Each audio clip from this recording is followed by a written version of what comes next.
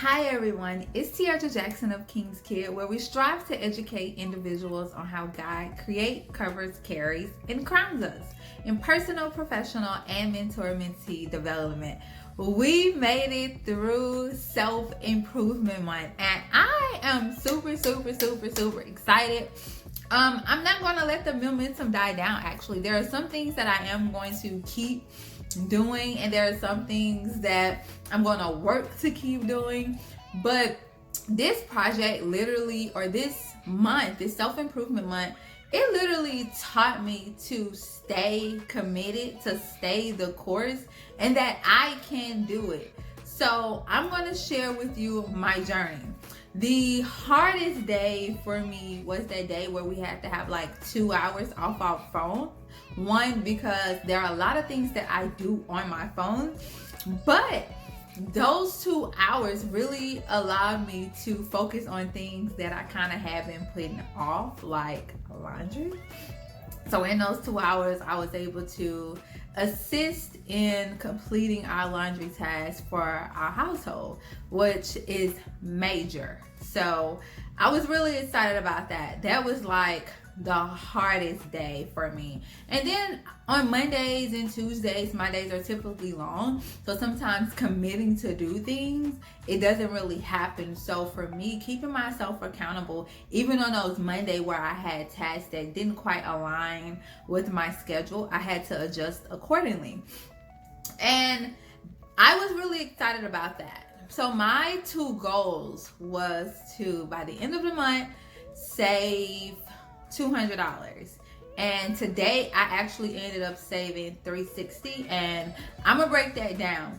In regards to saving, you really have to do what accommodates you and your household. So for me and my household, it's two of us, my fiance and myself.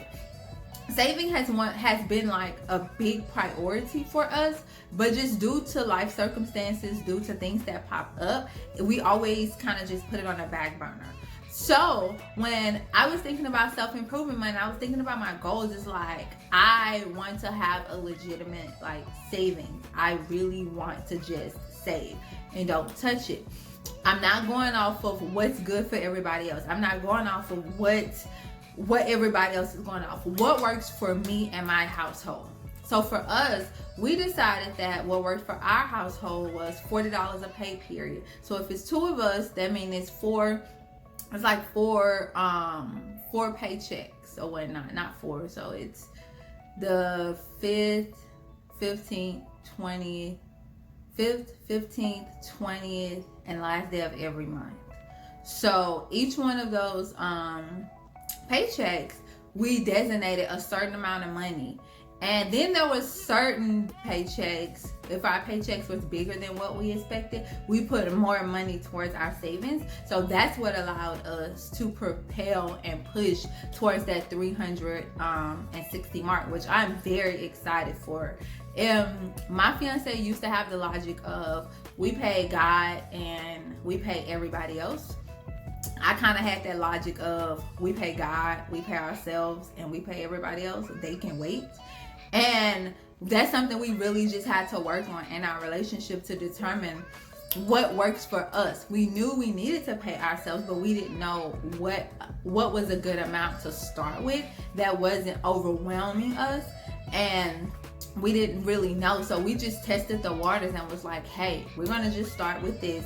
We can afford this, and that's just what it was. And that's what worked for us. So in regards to your finances, I'll definitely say it's not cookie cutter, and do what's customizable for you. Our goal is to literally start paying ourselves 10% or more, because we're going to see those increases in our salary. We're going to have, different sets of income. So our goal is to pay God his 10% and more, and then pay ourselves our 10% and more, and then pay everybody else. That's what we want to get to. But right now, we're still working to become one, and we're still merging. So as we're doing that, we're doing what's comfortable for us, and we're not allowing the world to define what that looks like for us in our household. The second goal I had was to complete reading this book, The Purpose Path. I absolutely love this book. This book was so confirming. So the first part of the book, it's like part one. I think it's like part one, part two. The part one, part two, and yeah. So it's part one and part two. But part one is based off 5 questions. What is success? Who am I? Why am I here? Am I running the right race? And am I running the race well? So this book was recommended to me from a leader within my company. Him and I had a conversation just about some of my thoughts and some of my career aspirations and some of the challenges that I was facing within my career, or I felt that I was facing within my career. And some of the questions he asked me was legitimately in this book. So when I first opened the book, who am I? Tiaja Jackson, the King's Kid. The second question is, the first question is, what is success? So for me, success is allowing others, crowning others with jewels of knowledge of wisdom. As long as I reach one person with that jewel or that knowledge or wisdom that's going to propel them to walk into their destiny or their purpose, or bring them closer to being in alignment with their God-given assignment, that's success to me. Success is having peace at night. Success is being content and being grateful with where I am, but not being complacent. So who am I? Tiaja Jackson, the King's Kid. Why am I here? To educate individuals on how God creates, covers, carries, and crowns us in personal, professional, and mentor-mentee development. Am I running the right race? This was the question that I got stuck on, and I had an attitude about it, because it's like, no, I'm not running the right race.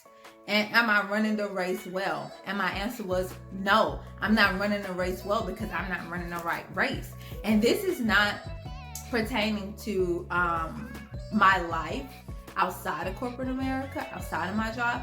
This is pertaining to my life inside my job. So this book allowed me to figure out which area of my life I needed to give attention to, which area of my life I needed to switch up. And this has been laid on my heart for some time now. And it's really about trusting God through the transition, or trusting God even when you can't trace him, and being committed to what God told you, no matter who's telling you what is important or something, or what's important or what you need to do. So for me, this book, it confirmed the fact that I was not crazy. It confirmed the fact that, God, you told me this, and I know you told me this. And since I know it was you that told me this, it's time for us to work together and get the job done. So for me, this book, it really just confirmed my thoughts. It confirmed my emotions. It confirmed my feelings.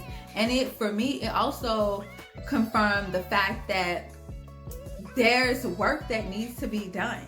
And it's up to me to continuously seek God to fulfill the promise and the calling that he has on my life. So I want to hear from you. What was your favorite part of Self-Improvement Month? What did you not like of Self-Improvement Month? I told you, like, that 2 hours off the phone, I was just like over it. However, I got things done. I just didn't want to do them. So, but I enjoyed it. My favorite part was really writing a letter.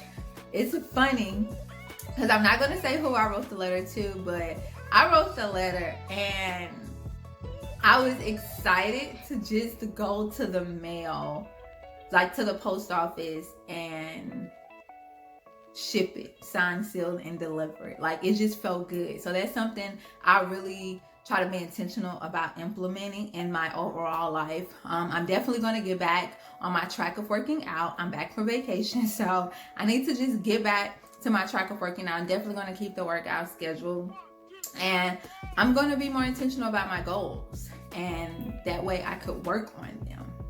So I am very excited. I am happy that you all decided to seek and create crowning moments during Self-Improvement Month. And I cannot wait to hear what your crowning moments were and who you crowned in the process. Once again, it's Tiaja Jackson of King's Kid, where we strive to educate individuals on how God creates, covers, carries, and crowns us in personal, professional, and mentor-mentee development. See you all soon. Bye. Stay crowned.